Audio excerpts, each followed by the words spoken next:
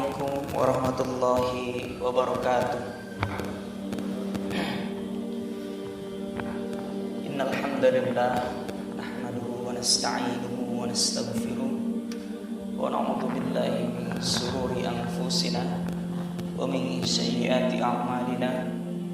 May yahdihillahu fala mudilla lahu wa may yudlil fala hadiya lahu. Asyhadu an la ilaha illallah asyhadu anna Muhammadan abduhu wa rasuluh la nabiyya ba'da. Segala puji bagi Allah Subhanahu wa taala yang telah memberikan kita banyak sekali kenikmatan. Di antara banyak sekali kenikmatan yang kita bisa rasakan adalah nikmat iman dan juga nikmat Islam yang tidak setiap manusia bisa merasakan kedua nikmat ini. Maka bersyukurlah kita sudah terlahir dari kecil memang sudah menjadi seorang muslim, dan ditambah dengan nikmat sehat yang kita bisa rasakan di pagi hari ini. Alhamdulillah, bapak-bapak semua, kita jemaah salat subuh khairul ummah yang bisa melangkahkan kaki dengan kondisi fisik yang bagus, dengan kondisi pikiran yang bisa dibilang kita ini semua sehat. Itu adalah kenikmatan yang tidak bisa kita acuhkan begitu saja. Tapi kebanyakan manusia tidak pernah pikir sampai situ. Jadi mereka tidak menghargai dengan apa yang Allah kasih, dengan nikmat kesehatan itu. Dia gunakan kesehatannya untuk hal-hal yang tidak ada di jalan Allah. Tapi kebetulan alhamdulillah, biidznillah, hari ini Allah sampaikan kita kepada penuntut ilmu. Talabul ilmi faridatun ala kulli muslim. Ilmu itu adalah hukumnya wajib bagi setiap muslim. Tentu saja ini maksud ilmu di sini adalah ilmu agama. Alhamdulillah di pagi hari ini insyaallah kita akan sama-sama berdiskusi. Kita akan sama-sama membahas. Insyaallah kita akan berdiskusi membahas tentang masalah kurban. Karena kita sudah kurang lebih hari Jumat ya, sekitar kurang lebih seminggu lagi kita akan menghadapi Idul Kurban, Idul Adha. Tapi sebelum itu saya ingin garis bawahi dulu tentang beberapa pertemuan saya sebelumnya, yang dimana saya pernah bahas sebelumnya itu tentang sedikit tentang ziarah kubur. Ketika ada pertanyaan waktu itu saya belum mengetahui ya tentang kuburan Nabi itu. Jadi saya tidak berani menjawab banyak panjang. Tapi insyaallah saya sedikit di sini ingin meluruskan. Jadi makam Nabi itu tidak, awalnya memang tidak seperti itu. Tidak menyatu dengan masjid, tapi memang ada perluasan, terutama di zaman Khalifah Utsman.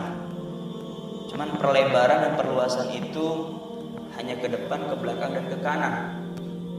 Ke kirinya tidak, karena di situ ada makam Nabi, Pak. Jadi sengaja yang diperluas itu hanya depan, belakang, dan kanan. Kemudian ketika di zaman seorang gubernur, jadi di zaman gubernur itu barulah perluasan Masjid Nabawi itu dilebarkan ke sebelah kiri. Di kirinya itu termasuk ada makam Nabi di situ. Di situ tidak hanya pure langsung mereka bisa lakukan perluasan itu, tapi mereka mengadakan perjanjian. Ya, di situ ada tentangan dari para ulama-ulama. Bagaimana nanti ketika kita lakukan perluasan, nanti akan ada perkataan dari kaum muslimin yang mengatakan makam Nabi akan tercampur dengan masjid. Nah, dibuatlah perjanjian antara pemerintah dan pihak Dewan Pengurus Masjid Nabawi waktu itu dan juga para ulama. Jadi disepakati bahwa memang ditulis di perjanjian itu makam Nabi tidak termasuk Masjid Nabawi, tidak termasuk. Jadi mereka itu misah, tidak diratakan dengan makam. Karena waktu pembicaraan kemarin saya pun waktu itu rekam juga, saya dengarkan kembali perkataan saya, dan di situ saya mengatakan bahwa memang ketika sebuah masjid di bawahnya kuburan, maksudnya dia rata dengan kuburan itu diratain sebagai keramik di atas masjid itu, salah satunya harus dibongkar. Para ulama sepakat semua, tidak ada perbedaan pendapat. Adapun perbedaan pendapat tentang makam yang ada di luar, di depan, itu ada yang membolehkan dan ada yang tidak membolehkan. Tapi kalau yang di bawahnya langsung kuburan, dikeramikin, diratain, terus kita sholat di atas kuburan itu tidak ada perbedaan dalam ijma ulama, salah satunya harus dibongkar. Dan makam Nabi tidak seperti itu. Jadi semoga bisa mendapat penjelasan dari apa yang saya sampaikan ini. Jadi bukan semata-mata, dan tidak berhak kita menyamakan makam Nabi dengan makam manusia biasa, dan juga Masjid Nabawi dan masjid yang biasa. Karena kalau masjid biasa mungkin bisa dibongkar, Nabawi tidak bisa dibongkar. Dan insya Allah itu tidak menyalahi aturan, karena mereka misah, bukan menjadi satu kesatuan. Allahu a'lam. Dari keterbatasan ilmu saya itu yang saya dapat. Mungkin kita bisa lanjut kepada pembahasan kurban. Insya Allah 10 Zulhijjah jatuh pada tanggal 31 ya Pak, di tanggal pemerintah itu. Dan tanggal 31 itu bertepatan dengan hari Jumat. Jadi insya Allah kita di satu hari itu punya 2 hari raya tuh. Yang pertama hari raya Idul Kurban, yang kedua hari raya Jumat. Itu sebuah hari raya juga untuk umat Islam. Para ulama berbeda pendapat tentang bagaimana kalau kita sudah sholat Id, apakah kita harus sholat Jumat?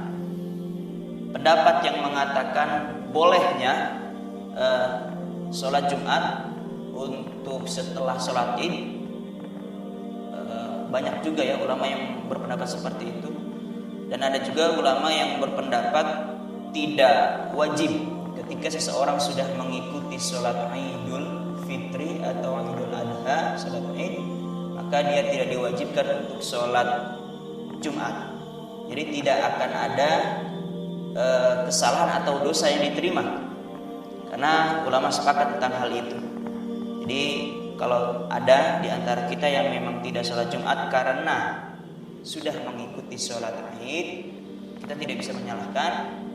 Dan kalaupun yang tahunya tidak sholat Jumat karena memang sudah sholat Id, kita juga tidak bisa menyalahkan kalau dia mau sholat Jumat. Kalau ada masjid yang buka, ya masalahnya sholat, kan begitu Pak ya, kurang lebih seperti itu. Nah, mengenai tentang aturan kurban, ini ada beberapa hal yang perlu kita lihat. Yang pertama, bahwasannya kurban itu amal ibadah tahunan. Banyak orang berpikir ibadah kurban itu dilakukan seumur hidup sekali, dan ini satu kekeliruan menurut saya. Makanya sering kita jumpai itu ada orang berkurban atas nama bapak tahun ini, atas nama tahun ibu tahun depan, terus anak pertama, anak kedua, dan setelah semua selesai dalam satu keluarga dikurbankan, habis tuh kan. Akhirnya mereka tidak kurban lagi. Bertahun-tahun dia nggak kurban karena beranggapan masing-masing sudah pernah kurban.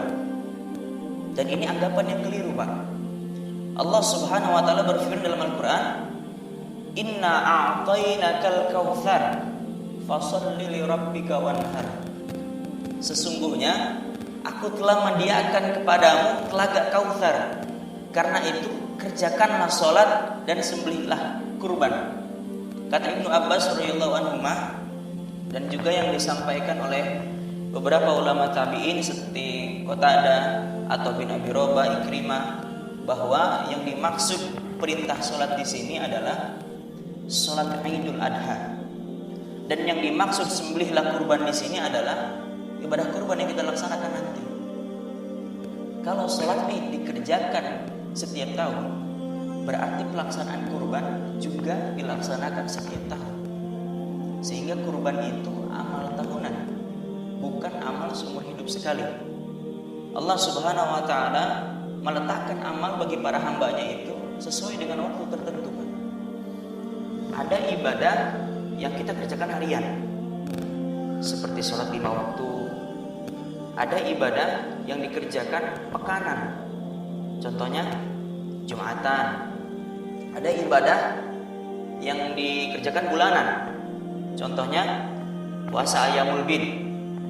Ada yang kerjakan tahunan seperti zakat atau sholat Id, atau yang dikerjakan seumur hidup sekali, Pak. Contoh ibadah yang dikerjakan seumur hidup sekali misalnya apa, Pak? Haji boleh setiap tahun? Boleh. Ibadah yang dikerjakan seumur hidup sekali contohnya sunat, khitan. Mau berapa kali, Pak? 1 kali seumur hidup. Gitu. Nah, jadi tolong jangan keliru dalam penempatan waktu ini. Ada sebagian orang itu ibadah harian dikerjakan tahunan, gak pernah sholat, pas sholat Id sholat. Ada ibadah yang seharusnya tahunan dikerjakan bulanan. Mohon maaf, salah satu contohnya itu zakat, ya, zakat mal. Tapi kebanyakan masyarakat kita mengeluarkan setiap bulan tuh. Makanya para ulama sepakat zakat nggak boleh bulanan. Zakat itu amal ibadah tahunan. Untuk zakat mal terutama nih, atau zakat yang dikeluarkan ketika musim panen. Untuk zakat ziraah, zakat pertanian. Nah itu per tahun. Dan kurban yang benar itu dikerjakan setiap 1 tahun sekali, sama seperti zakat. Karena itulah bagi mereka yang punya kemampuan, jangan sampai dalam waktu 1 tahun tertentu dia tidak berkurban. Nabi SAW atau Allah Subhanahu wa taala berfirman dalam Al-Qur'an, aku jadikan setiap umat itu mansak. Mansak itu artinya ibadah kurban. Ada kegiatan ibadah kurban yang memang dilaksanakan di umat-umat sebelum Nabi Muhammad, yaitu Bani Israel. Bani Israel juga punya syariat berkurban. Umatnya para nabi terdahulu juga punya syariat berkurban. Sebagaimana Allah nyatakan di firman yang tadi, setiap umat itu punya mansak, punya kegiatan ibadah kurban. Karena itulah seharusnya dalam rangka untuk mewujudkan syiar ini, Nabi SAW menekankan kepada umatnya, jangan sampai yang mampu jangan berkurban. Sampai beliau bersabda dalam hadis riwayat Ahmad, man kana lahu sa'atun falyudhi, man kana lahu sa'atun falam yudhi fala yaqrubanna musallana. Barang siapa yang punya kemampuan tapi dia tidak mau berkurban, dia nggak usah dekat-dekat sama tempat sholat kami tuh, diusir sama Nabi. Barang siapa yang mampu tapi dia nggak berkurban, gak usah sholat Id sekalian, artinya begitu. Kalau ada seorang anak di gambarannya, saking dia bandelnya, kemudian orang tuanya marah terus diancam, kamu nih jadi anak nakal banget nih, nggak mau nurutin perintah orang tua. Kalau kamu masih gitu aja, udah kamu papa usir dari rumah. Kira-kira anaknya makin seneng gak tuh, Pak? Anak ini pasti akan merasa sedih, Pak.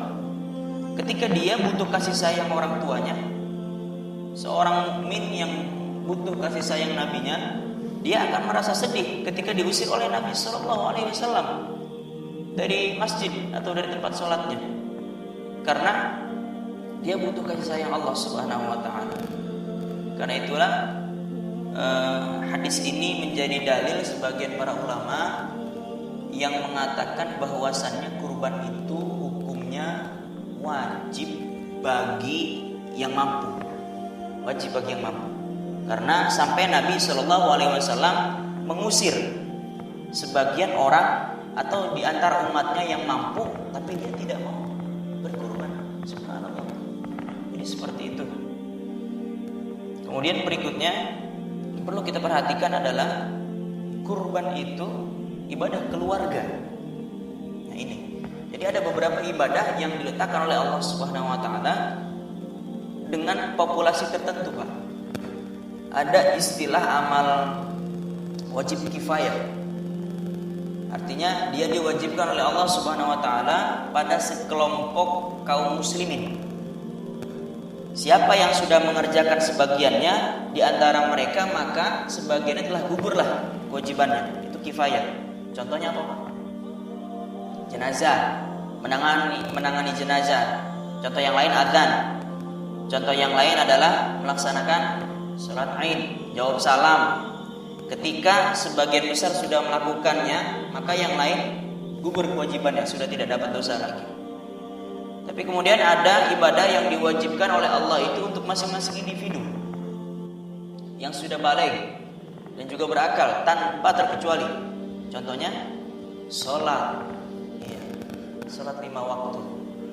Tapi ada ibadah diwajibkan oleh Allah untuk setiap nyawa, baik besar maupun kecil, balik maupun belum balik, bahkan merdeka ataupun budak.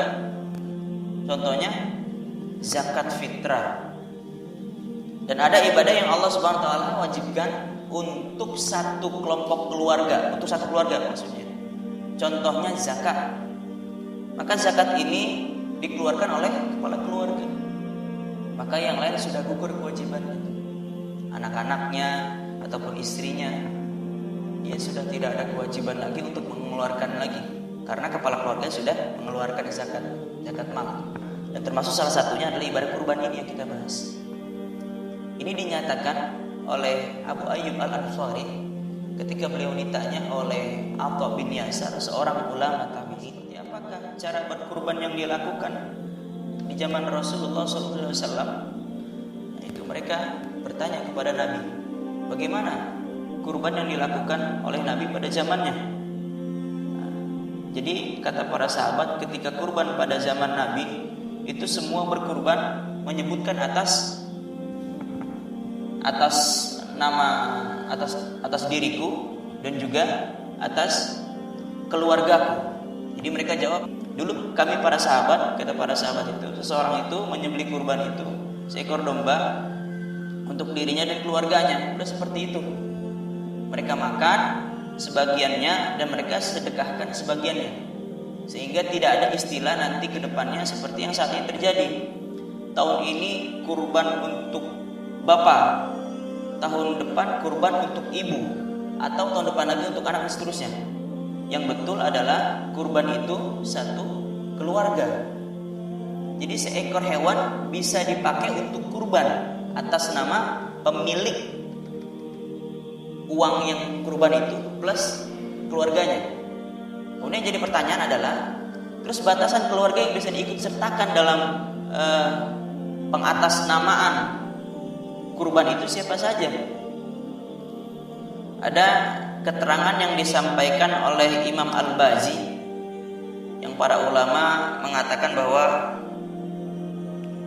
boleh bagi seseorang untuk menyembelih seekor kambing atas nama dirinya dan atas nama keluarganya. Yang dimaksud keluarga ini adalah ahli baitihi wa ahli nafaqatihi, orang yang tinggal satu rumah dengannya dan kewajiban nafkahnya ditanggung oleh satu orang.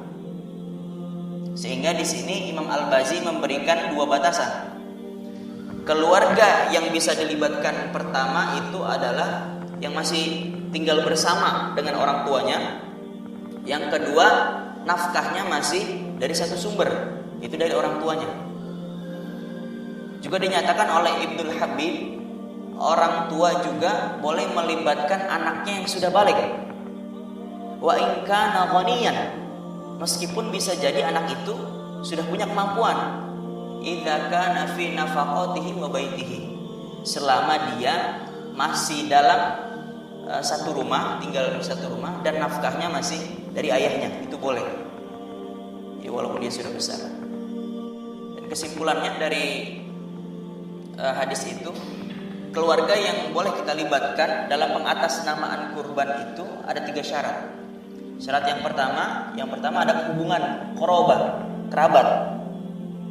Sehingga para ulama membolehkan sepupu boleh. Terus saudara silahkan, paman bibi silahkan, karena masih ada hubungan kerabat. Yang kedua, mereka harus tinggal serumah. Yang ketiga, nafkah mereka harus berasal dari satu sumber, yaitu dari satu kepala keluarga. Nah, itu boleh. Misalkan ada bibi yang nebeng tinggal bersama kita, terus atau saudara yang nebeng ikut bersama kita, nafkah mereka masih dari kita, terus kita berkorban, mereka pun turut bisa mendapatkan pahalanya. Nah, jadi seperti itu, Pak. Dan yang saya maksud di sini adalah masalah dilibatkan untuk mendapatkan pahala kurban, Pak, ya. Bukan patungannya. Bukan patungan kepemilikan kurban. Kalau kambing hanya boleh dari satu orang, tidak boleh patungan. Misalkan masing-masing anak patungan, terus bapaknya patungan untuk beli 1 ekor kambing, ini nggak boleh. Kambing hanya boleh dari satu orang penyedia uangnya. Ya, dananya harus dari satu orang. Tapi kalau masalah atas namanya, boleh melibatkan anggota keluarga yang tadi saya sudah sebutkan dengan syarat-syarat yang tadi juga. Nah, hal seperti ini banyak belum diketahui oleh kaum muslimin, Pak. Sehingga kebiasaan di negara kita kurban itu masih atas nama satu orang. Ini bisa jadi termasuk pembatasan dalam masalah pahala kurban. Saya sayangkan sekali kalau kurban hanya atas nama bapak saja atau ibu saja, sementara keluarga yang lainnya tidak dilibatkan. Iya. Jadi pahalanya cuma mencakup satu orang doang. Padahal kebiasaan Nabi Shallallahu Alaihi Wasallam ketika beliau berkorban itu, beliau pada saat menyembelih mengucapkan Bismillahi Allahu Akbar, Allahumma hada anni wa an ahli baiti. Bismillahi Allahu Akbar, ya Allah, ini kurban atas namaku Muhammad dan atas nama seluruh keluargaku. Nabi yang sudah contohkan seperti